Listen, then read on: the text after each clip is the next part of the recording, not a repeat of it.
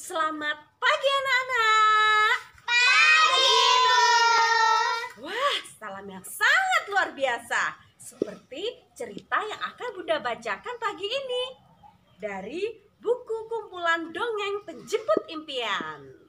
Bunda pilihkan ya yang judulnya Asal Usul Hewan Saling Memakan. Simak ya ceritanya. Pada zaman dahulu kala, terdapatlah sebuah hutan rimba yang di dalamnya berisi hewan-hewan yang bicara layaknya manusia. Mereka hidup damai berdampingan dan tidak saling mengejar atau memakan satu sama yang lain. Mereka selalu berdiskusi dan bermusyawarah dalam mengatur tatanan hutan. Kera dinobatkan sebagai raja dan singa sebagai perdana menteri. Di jajaran pejabat ada kancil, gajah, ular, lebah, raja wali, dan harimau. Mereka semua memakan buah-buahan dan rerumputan, sehingga tidak ada ketakutan di antara mereka. Perjamuan agung di sebuah padang sabana rutin dilakukan setiap minggu dan selalu ditutup dengan pidato sang raja kera yang menghimbau agar seluruh warga hutan menjaga persatuan dan kekeluargaan mereka. Setelah sekian lama hidup damai berdampingan, ternyata semesta berkehendak lain. Musim kemarau panjang datang. Pada musim-musim biasa, mereka selalu mempunyai persediaan pangan cukup yang dikumpulkan pada musim sebelumnya. Namun, pada musim kemarau panjang itu, persediaan pangan mulai habis. Maka tak pelak, kasak kusuk dan keresahan mulai hadir di antara mereka. Pada suatu sore, warga tikus berkumpul dan rapat untuk membahas tentang persediaan makanan mereka yang sudah habis. Rapat itu dipimpin oleh ketua tikus yang agak tua. Wahai tikus yang budiman, bagaimana pendapat kalian tentang persediaan makanan kita? Kata pimpinan tikus yang membuka musyawarah. Tikus yang agak muda menimpali. Kita harus menemui Raja Kera, wahai ketua. Seluruh yang kita usahakan mendapat bahan makanan hasilnya nol besar. Tanpa bantuan dari koloni hewan lain, kita tidak akan bertahan hidup. Sabarlah dulu kawan-kawan. Kita harus menyadari tak selamanya hidup itu mudah. Kita harus terus bertahan di tengah kemarau panjang ini. Ketua tikus menenangkan warganya. Di lain tempat, warga lain seperti anjing, ular, kucing, gajah, juga beberapa hewan lain juga mengadakan rapat seperti yang diadakan warga tikus. Mereka mengeluhkan kesulitan bahan makanan. Pada akhirnya, berita kesulitan itu sampai ke telinga Raja Kera dan kemudian memutuskan untuk mengadakan rapat darurat warga hutan. Semua warga hutan dipanggil untuk berkumpul di padang sabana, tempat biasa warga hutan mengadakan pertemuan. Dari semua perwakilan, hanya dari utusan warga kucing yang tidak datang. Akhirnya Raja Kera mulai rapat.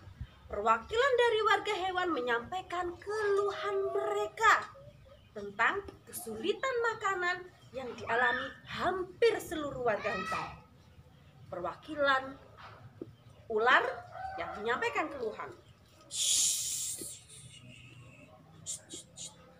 Yang mulia Raja Kera, akhir-akhir ini makanan sedang sulit. Bahkan tanaman jagung kami banyak dicuri oleh hewan lain yang rakus dan mau selamat sendiri, kata ketua ular. Ketua singa menimpali. Benar, wahai raja, kita harus tegas menindak segala kejahatan yang terjadi di hutan ini. Aku tahu siapa yang mencuri jagung-jagung, wahai ketua ular. Tapi aku tidak bisa bicara di sini. Aku takut akan menimbulkan permusuhan. Sedangkan kita harus bersatu bersama-sama menghadapi musim kemarau yang panjang ini. Tugas ketua burung. Berarti kau melindungi pencuri, hai ketua burung. Atau kau jangan-jangan kau menjadi komplotan pencuri itu? Sahut ketua ular ketus. Karena suasana rapat semakin gaduh, Raja Kera berusaha menenangkan perwakilan para hewan. Sabarlah teman-teman, aku sudah menemukan jalan keluar.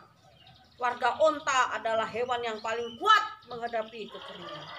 Mereka bisa hidup di tanah gersang. Aku berencana mengundang dia untuk membantu menyelesaikan masalah kita ini. Bagaimana? Apakah kalian setuju? Seluruh anggota rapat yang hadir berteriak mendukung setuju. Mereka memutuskan mengutus anjing untuk menjemput onta. Karena anjing sangat lincah dan mampu menempuh perjalanan jarak jauh. Tapi anjing tidak langsung menyetujui. Maaf sekali para hadirin, bukannya saya tidak mau mengemban tugas mulia ini.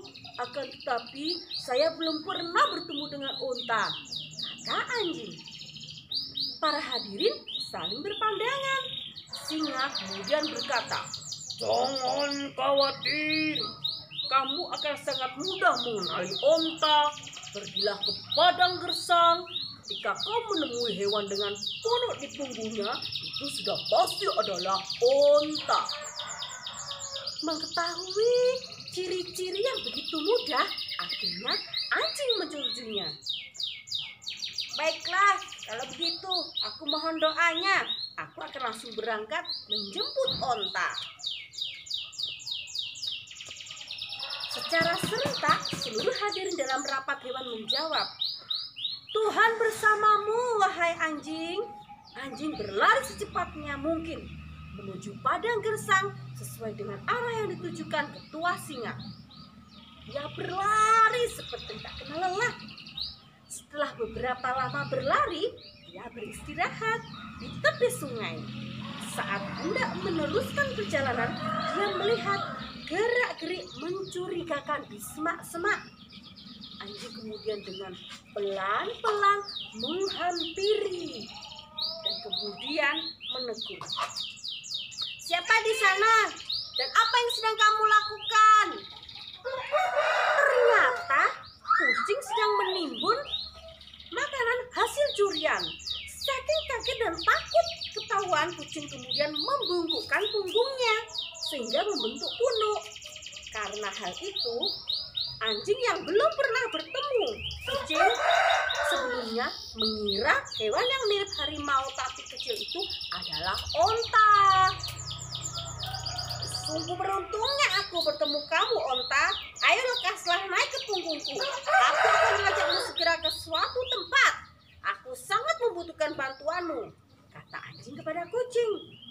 Karena masih panik dan kaget, tanpa berpikir panjang, kucing langsung melompat ke punggung anjing dan langsung dibawa berlari melesat kembali menuju padang sabana tempat rapat warga hutan.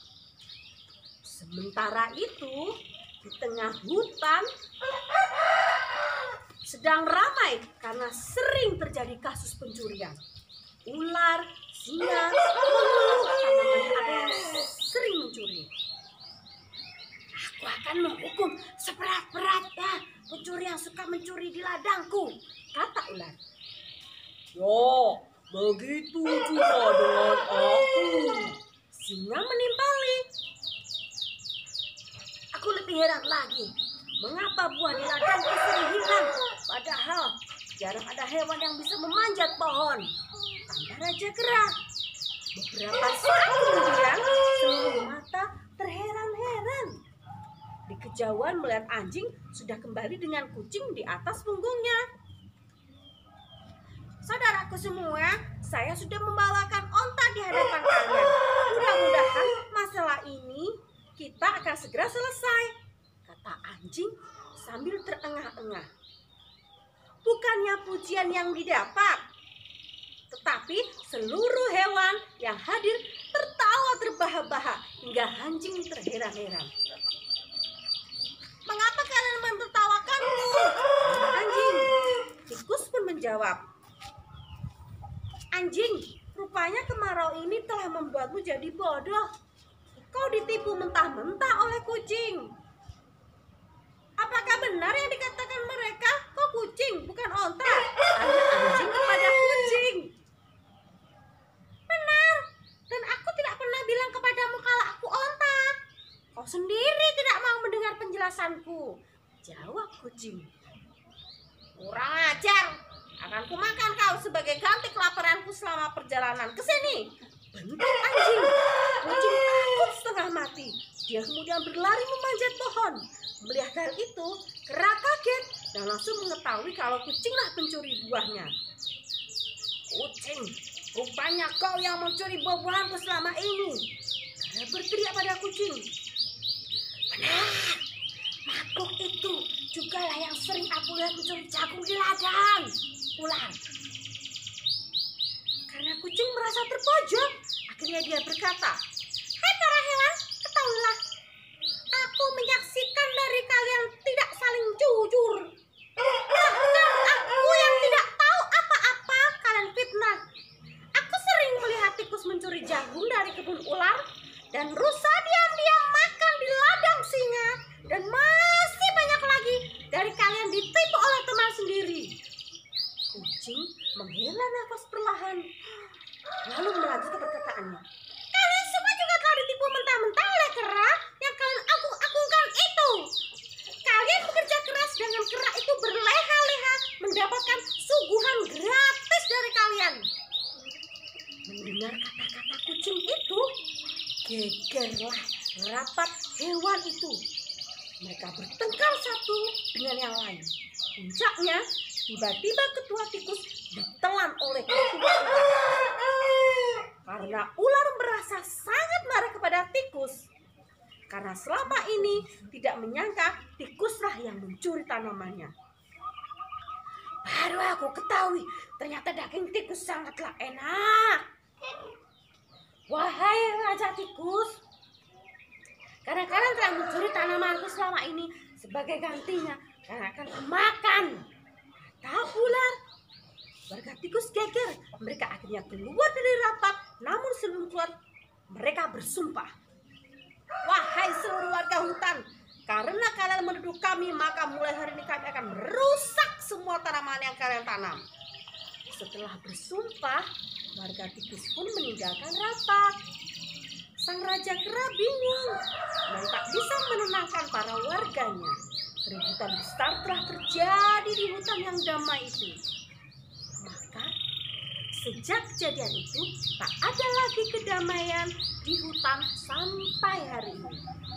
Anjing selalu mengejar kucing, ular memakan tikus, singa memakan rusa, Kera selalu mengganggu gajah, dan banyak kekacauan lainnya. Begitulah asal-usul terjadinya permusuhan dan saling makan sesama hewan. Semua berawal dari kecerobohan, saling fitnah, dan saling tidak percaya satu sama lain. Yeay!